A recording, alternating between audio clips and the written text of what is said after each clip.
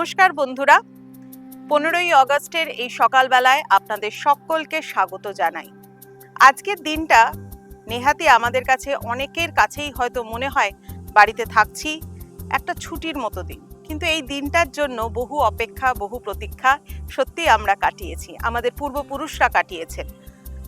British রাজত্বের প্রায় 200 বছরের রাজত্বের পর সেই পরাধীনতার শিকল ভেঙে দিয়ে এই দিনটাতে 1947 সালের 15ই আগস্ট, 15ই আগস্ট দিল্লির লাহোর গেটের ওপর কিন্তু অবশ্যই উড়েছিল আমাদের ভারতবর্ষের পতাকা। আজকের দিনটা সেই কারণে আমাদের কাছে, প্রত্যেকটি ভারতবাসীর কাছে অত্যন্তভাবে গুরুত্বপূর্ণ। কিন্তু সেই বৈচিত্র্য, সেই সাংস্কৃতিক সমস্ত কিছুকে আজকের যুগের মানুষ, আমরা আজকের দিনের মানুষ এবং আমাদের আগামী জেনারেশন, তারাও কি ধরে রাখতে পারছে? সেগুলো যাতে তারা ধরে রাখতে পারে তার জন্য কিন্তু আমাদেরকেই কিন্তু তৎপর হতে হবে, অবশ্যই তৎপর হতে হবে। এবং আমাদের এই স্বাধীনতার জন্য, আমাদের দেশের স্বাধীনতার জন্য আমাদের মুক্তিযোদ্ধারা যে ধরনের তাদের সমস্ত কিছু বলিদান করে দিয়ে গিয়েছিলেন, সেই গল্পও কিন্তু তাদের কাছে শোনাতে হবে। আপনাদেরকে একটা ছোট্ট করে কথা বলি, সেটা হচ্ছে, এটা একদম আমার নিজস্ব বক্তব্য। সেটা হচ্ছে, আমি যখন ছোট ছিলাম, আমার কাছে আমার দাদু ভীষণভাবে প্রিয় ছিলেন এবং তিনি আমার কাছে বহু গল্প করতেন, স্বাধীনতার গল্প। সেই যুগেরই মানুষ ছিলেন কিনা, এবং ব্রিটিশ রাজত্বের গল্প, গান্ধীজির গল্প, নেতাজি সুভাষচন্দ্র বোসের গল্প, সমস্ত গল্প শুনে শুনে কিন্তু তবে বড় হয়েছি। এবং তখন ওই যে DD1, DD2 দুটো চ্যানেল আসতো, সেই চ্যানেলগুলোতে কিন্তু ভীষণ প্যাট্রিয়টিক সিনেমাগুলো চলতো। ওই প্যাট্রিয়টিক মুভি দেখবার জন্য কিন্তু অধীর আগ্রহে কিন্তু আমরা বাড়ির ছোটরা কিন্তু বসে থাকতাম। এবং সেই মুভিসগুলো সত্যি কথা বলতে গেলে এখন যেন কিরকমভাবে হারিয়ে গেছে। এখনকার বাচ্চারা কি সত্যি আমাদের মতো সেই ধরনের গল্প শুনতে পায়? একদমই পায় না। কিন্তু আমার মনে হয়, আমি যখন বড় হওয়ার পর এই সমস্ত গল্পগুলো শুনে শুনেই তো বড় হয়েছি, এবং আমার মধ্যে মানসিকতা বা দেশপ্রেম সম্পর্কে মানসিকতা কোথাও যেন একটা ছোট্ট জায়গায়, মনের একটা কোনায় হলেও লুকিয়ে আছে।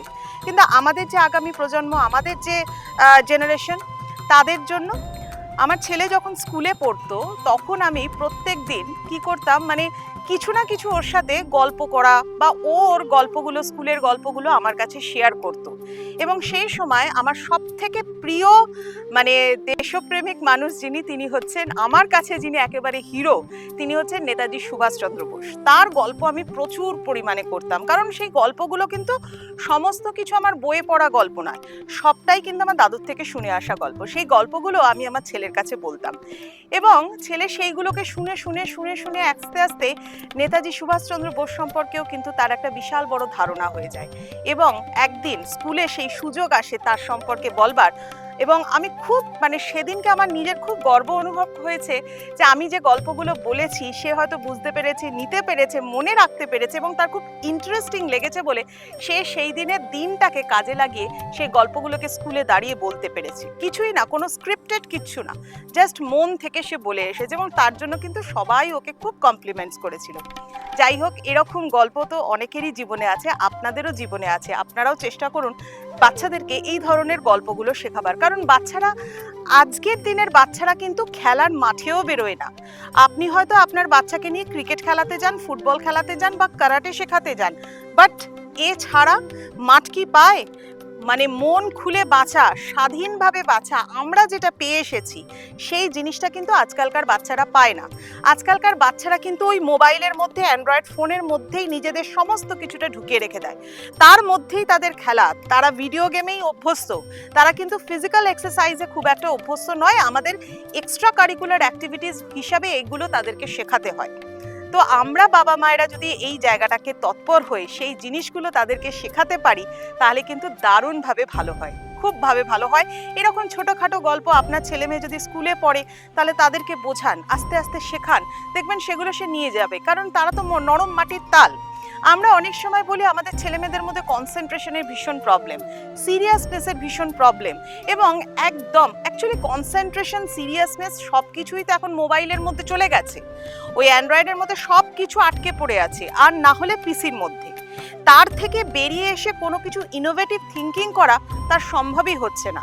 বাচ্চাকে আপনিও যদি টাইম দেন তাহলে কিন্তু অবশ্যই সে সেই টাইমটা পাবে, সে নিজস্ব কিছু চিন্তা ভাবনা করবার সময় পাবে। নেটের জায়গা থেকে বেরিয়ে এসে কিছু নিজস্ব স্কিল সে আলোচনা করতে পারবে বাবা মায়ের সাথে।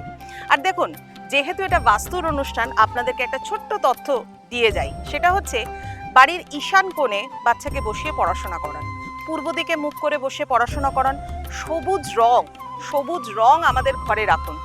যেরকম সমস্ত কালারগুলো, জানি কালারগুলো সবই তো প্রকৃতির দান, প্রকৃতিকে তো আমরা ঘরে নিয়ে আসতে পারবো না, কিন্তু সেই কালারগুলোকে আমরা, প্রকৃতিগত কালারগুলোকে আমরা ঘরে ইউজ করতে পারি। সাদা রং শান্তির প্রতীক, সেই সাদা রংকে আপনি আপনার বাস্তুতে রাখতে পারেন। আপনার ছেলেমেয়ের কনসেন্ট্রেশন বাড়বে, আপনার ছেলেমেয়ের মধ্যে সিরিয়াসনেস আসবে যদি সবুজ রংকে আপনি আপনার ঘরে আনতে পারেন। সবুজ রং যেটা দেখলে পরে চোখ আরাম পায়। আর নীল রং, সেই রং তো হচ্ছে সমস্ত কিছুর প্রতীক। কিসের প্রতীক? অসীম।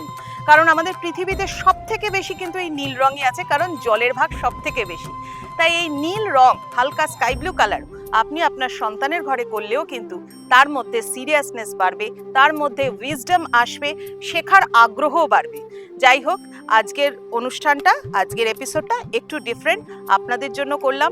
বাচ্চাদেরকে শেখান কাকে বলে দেশপ্রেম, কাকে বলে সাংস্কৃতিক ঐক্যবোধ, কাকে বলে মূল্যবোধ, এবং মুক্তিযোদ্ধাদের যে বলিদানের পরে আজকের দিনটাতে আমরা পৌঁছতে পেরেছি, সেই দিনটার গুরুত্ব কিন্তু অবশ্যই আপনারা আপনাদের বাচ্চাকে শেখান।